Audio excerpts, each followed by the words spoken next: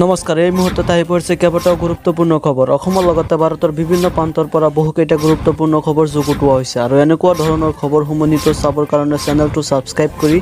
ভিডিঅ'টোত এটা লাইক কৰি উৎসাহিত আগন্তুক 5 দিনৰ বাবে অসমত ৰেড এলাৰ্ট ধাৰাসাৰ বৰষুণৰ আগজাননী বতৰ বিজ্ঞান কেন্দ্ৰৰ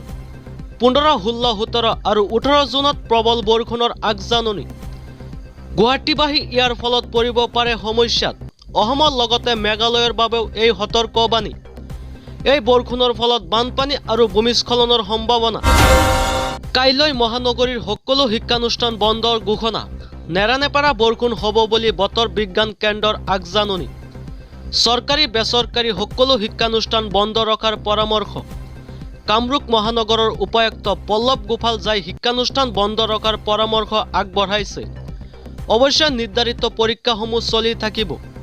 কাইলৈ মহানগৰীৰ সকলো শিক্ষানুষ্ঠান বন্ধৰ ঘোষণা